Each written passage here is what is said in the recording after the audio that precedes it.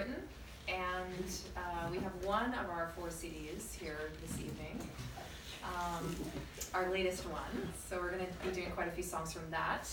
And yeah, we're going to launch into our first song, which is basically about hitting the road. Yeah, kind of our experience of traveling. And we've been on some really epic tours where we're doing like 50, 60 dates. And I think one of our first tours was... And not staying in a hotel any of the nights. We stay with the people, we play at their house, yeah.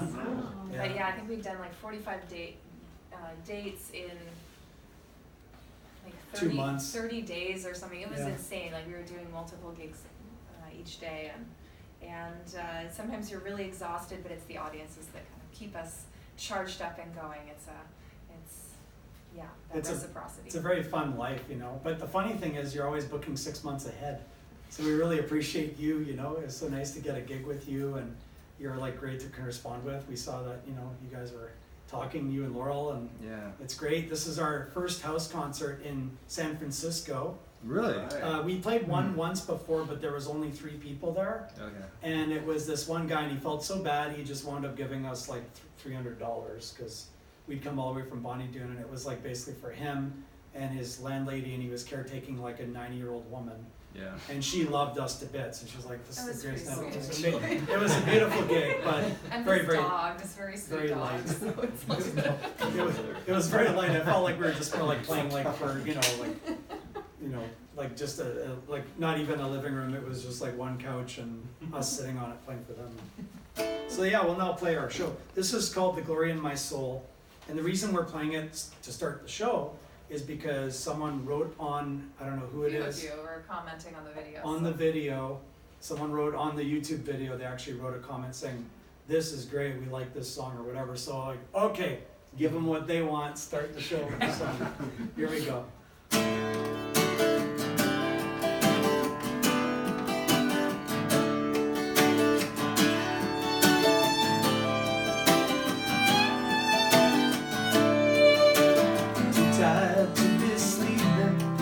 There's a warrior in my soul, just burning up the candle, ready to hit the road. I can't stay still for so long, the sweet road turns to cold, and I'm ready for the reckoning again.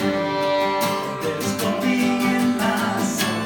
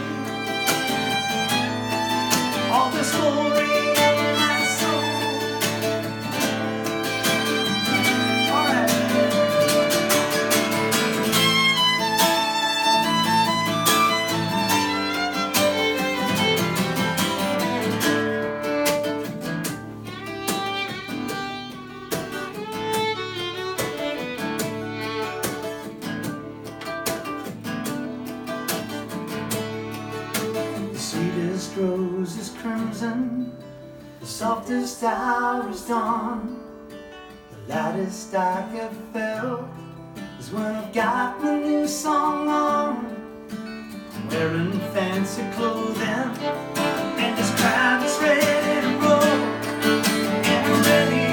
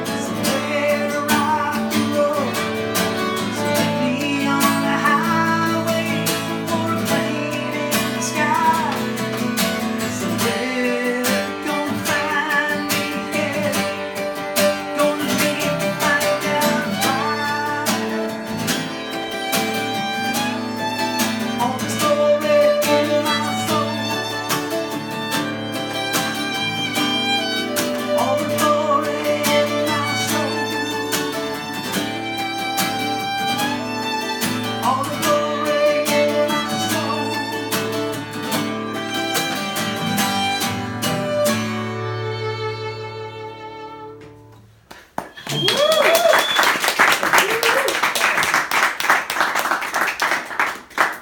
you. So we tour a lot in Canada because that's where Dan's from, and a couple of years ago we were touring in Canada in the winter. It's kind of a strange place to be, especially for me. I was born and raised in California here down in Monterey, and so we were up in parts of northern BC and Alberta in January and February.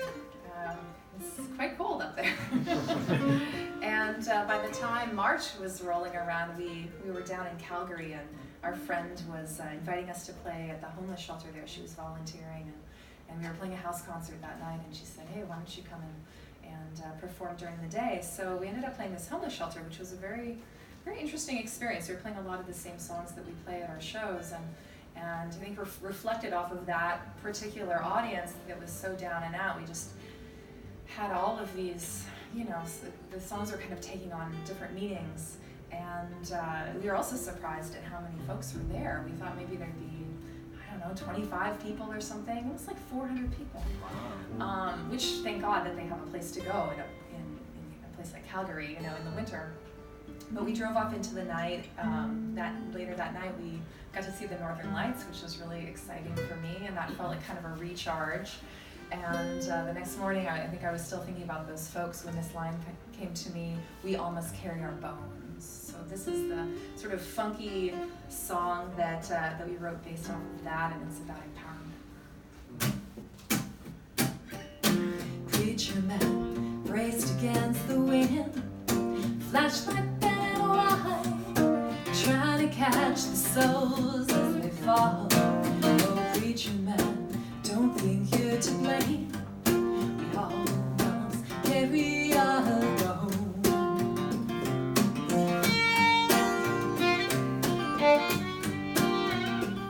Sad mother, holding tight the child.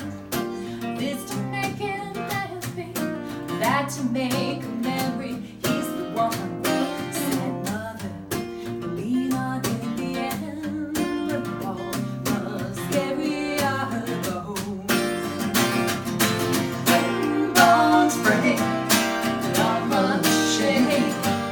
Shaggy trees are built on castles, built on down the roads of vessels. We all must carry our bones.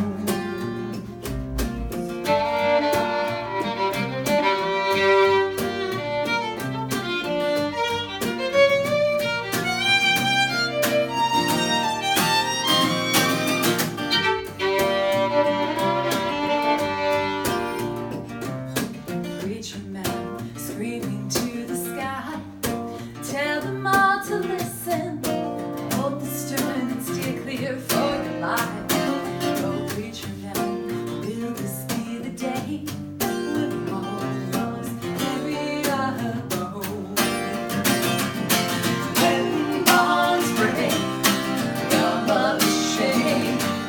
Shattered dreams are built on castles, built on down the roads of vessels. We all must carry our bones. Even when the saints gamble our years, we wear ourselves like Catholic robes. We all must carry our bones.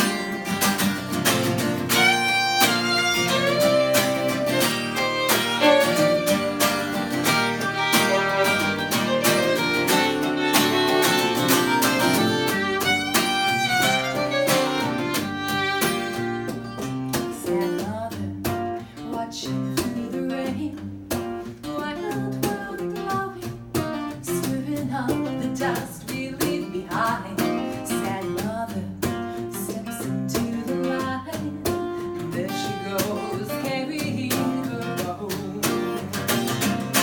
When bonds break, we all must shake. Shattered dreams are built our castles, built on down the roads of vessels. And we all must carry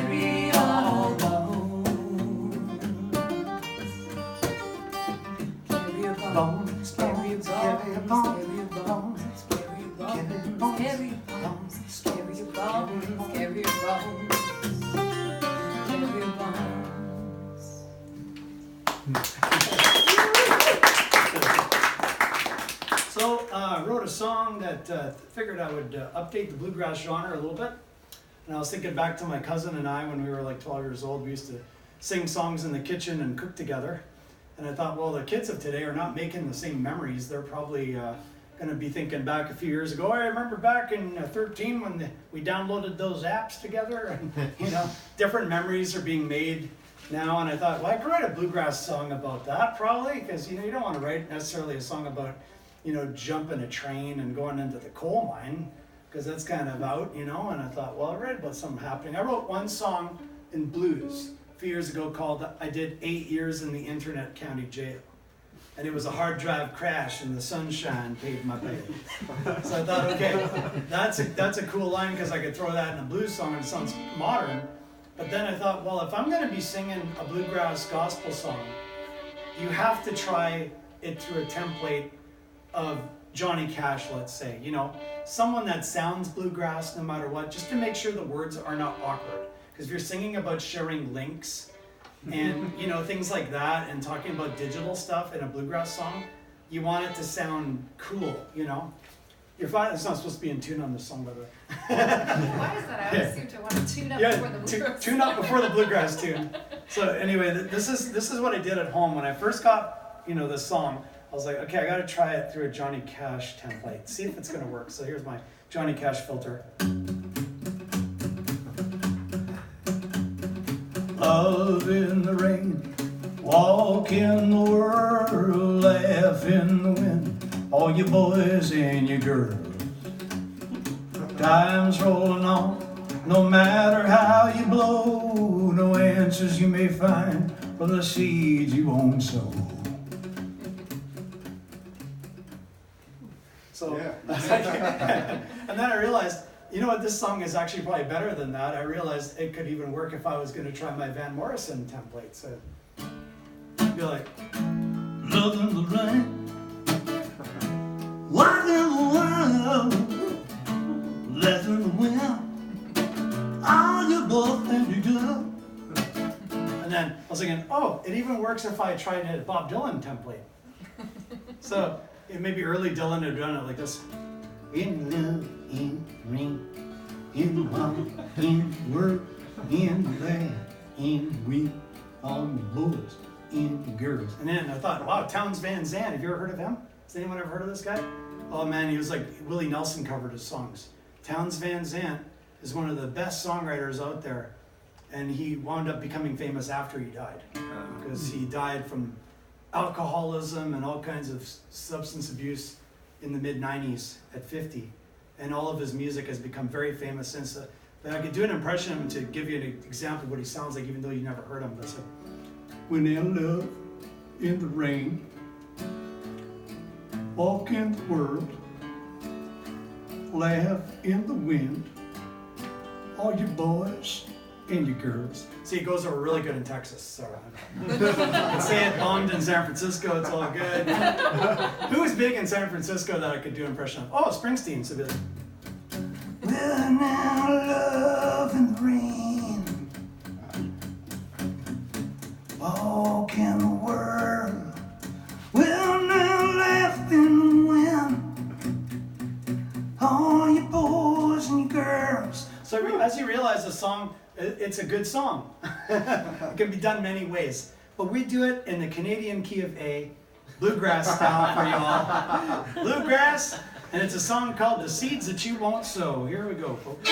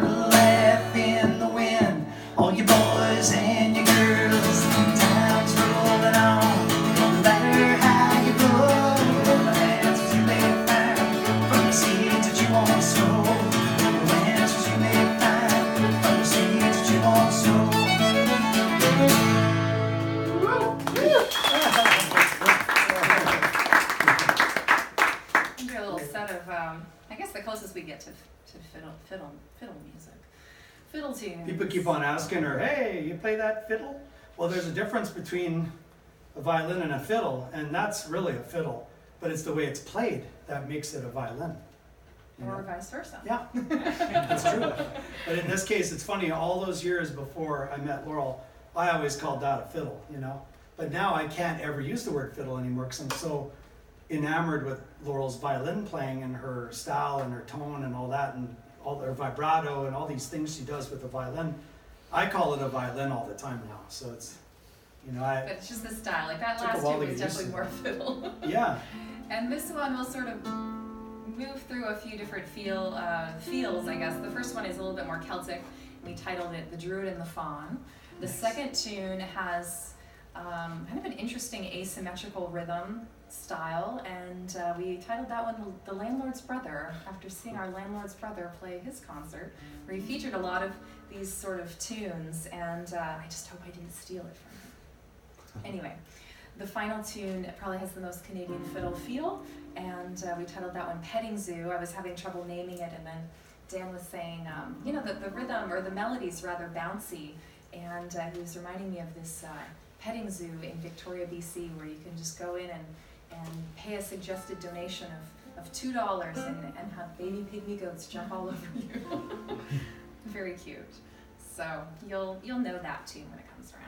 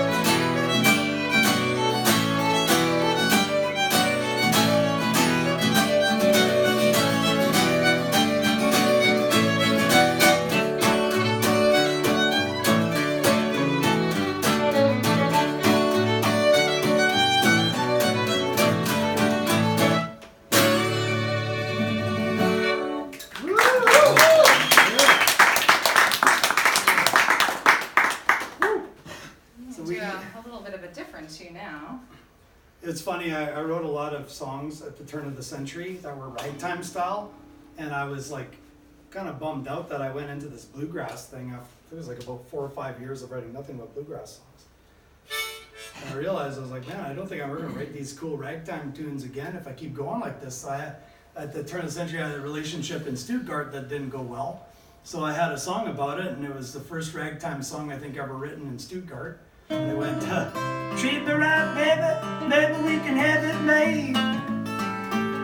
As if life gives you lemons, make a little lemonade. I can't stop the sunshine, make it shade. I'm gonna take these lemons, make a little lemonade. You know, it's kind of style of guitar, right? The ragtime. And I had another one that wound up being a hit in Goshen, Indiana. Of all places, where they ride their buggy carts and they all have chin beards, and it's like everyone looks like Abe Lincoln. And it was like, I played this song and it was a hit. Everyone was like cheering. I was like, what could I do to get the horse and buggy days back? What'd I do? What'd I do? I get the water from the well, the fat from the land, not the fast track. What'd I do? See how easy it is to satchmo it? What'd I do? I'd have a drink, some liquor, if I had to cut the stitch. I wouldn't be rich, what'd I demand? I'd sure love to take my horse and buggy home, man. What'd I do? What'd I do? It's all in blood, baby.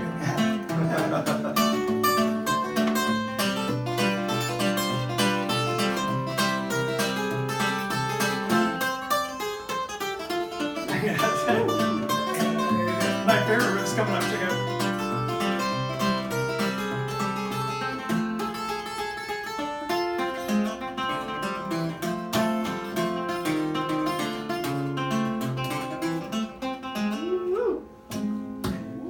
Yeah.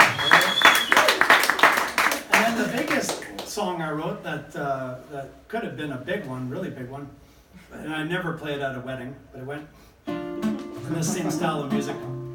If we make it through the wedding, the divorce will go just fine. We used to be young dreamers, but now we're old and blind.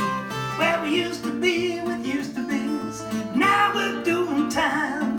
If we make it through the wedding, the divorce will go just fine. So like that's another one that, you know, I'm writing these songs, I'm going, when am I gonna write another ragtime song? So this time when I came up with this guitar riff, the first word I wrote in the song was ragtime. I was like, it's gotta be ragtime something, man. It's been like 7 years. And I wrote this song called Ragtime Baby. And if you ever wanna like check out a really cool guitar player from the 60s who inspired the guitar playing on this song, it's a guy named Dave Van Ronk. And Dave Van Ronk was the guy that took Bob Dylan in his New York apartment back in 1961 or 62 when he first moved to New York. And Bob Dylan stole records from him, he stole a guitar from him, he stole a whole bunch of like riffs and licks and stuff from the guy. But they remained friends their whole life. But this song has definitely got a little bit of that feel to it. And it features a little harmonica solo too, so here we go. Ragtime Baby, 2, 3.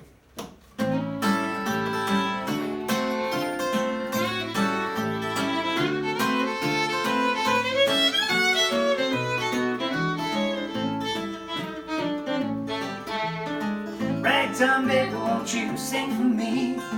Ragtime baby, won't you sing for me? I've been blue and busted out on Bluegrass Street. Ragtime woman got me cooked and solid gone.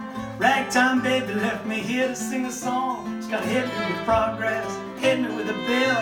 When I go for my money, she'll go straight for the kill. Ragtime baby, won't you sing for me? Ragtime baby, won't you sing for me? I've been blue and busted out on Bluegrass Street. Yeah, Lord.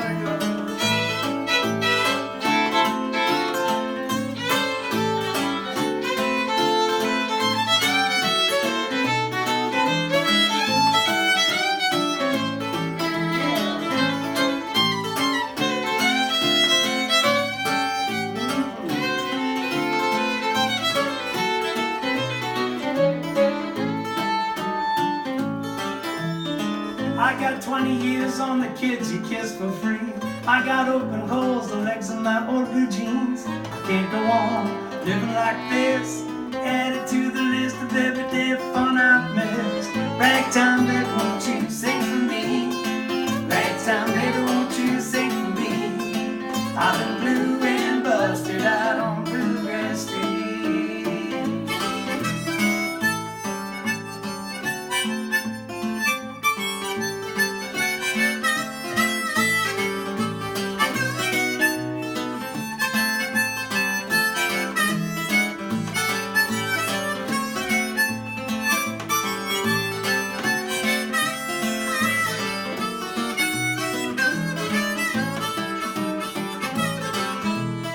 Ship on my luck, get caught and we'll hit the town. There's high times where we not just settle down. Better to be sane, better to be free. Don't need no tedious company. Ragtime baby, won't you sing for me? Ragtime baby, won't you sing for me? I got blue and busted out on Bluegrass Street. I got blue and busted out on Bluegrass Street.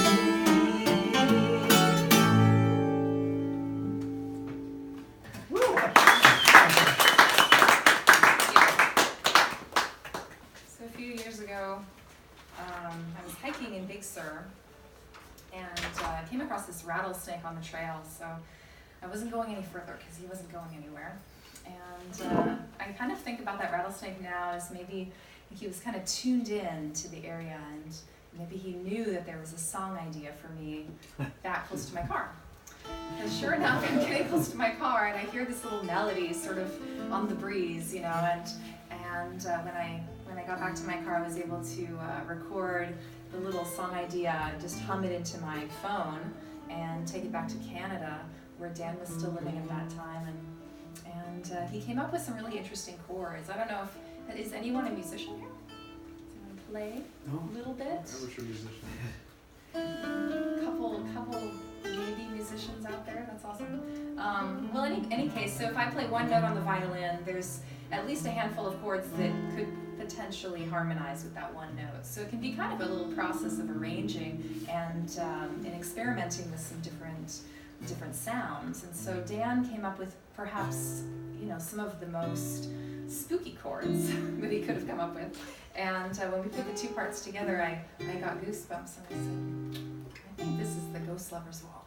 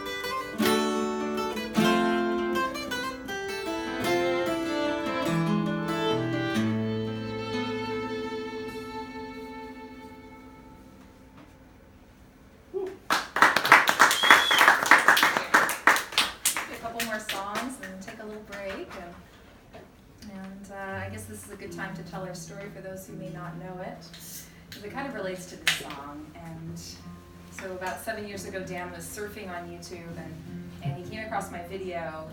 He thought I was his friend down in BC, and started to play a little bit of violin, and he thought, oh cool, I'll check her out. She must be getting good enough to have a YouTube video now. And it was me. So we became Facebook friends, and Because she's great. She's way better than my friend on violin. he was very complimentary. So we got off to a good start there.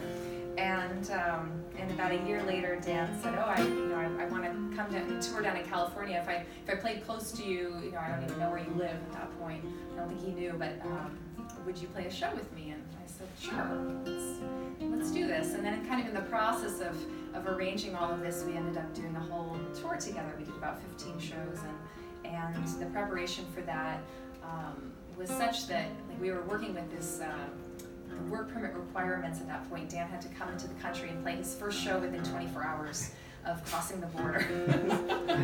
No time for practice, right? So we had to sort of devise a way to practice without even really meeting. So we met on Skype and stuff like that, but Dan was sending me recordings of himself playing guitar and singing his songs, and I would do the same for him. And I didn't want him to come all this way and then him be like unhappy with what I was going to add to his material. So I ended up overdubbing myself onto those recordings and sending them back to him. And we amassed like about 30 recordings that were just these overdubs. And it was very unique. Definitely the first and only time I've done that with a collaborator. But in going through his material, I came across what I thought was this cover tune. There was this band, kind of, maybe they were in the 2000s, I guess. They were getting pretty popular, coming from Winnipeg and touring down this way, and they had a really awesome filler in the band, and I Who's thought, in the wow. Avett Brothers now? She's now in the Avett Brothers, but anyway, I was hearing Dan doing this, what I thought was a cover of one of their tunes, and I said, "Yeah, nice Ducks cover, Dan." And he said, "Oh, I wrote it." So I thought, wow, you wrote that song. It turns out he wrote a couple other songs that they had covered. So in any case, our story is very.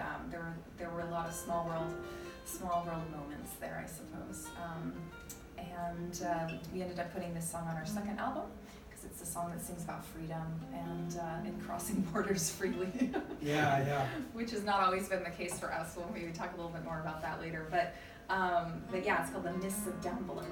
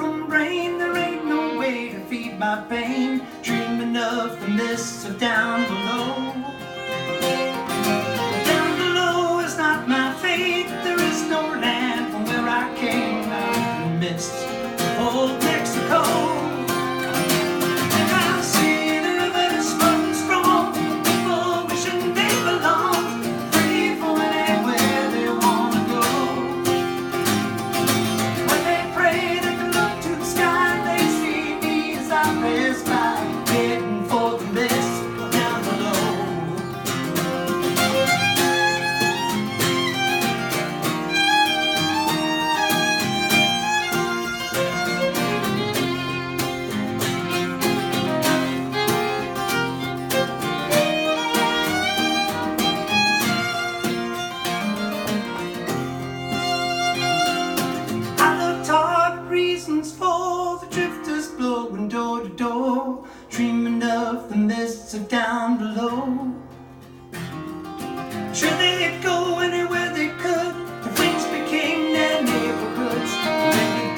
where they wouldn't go.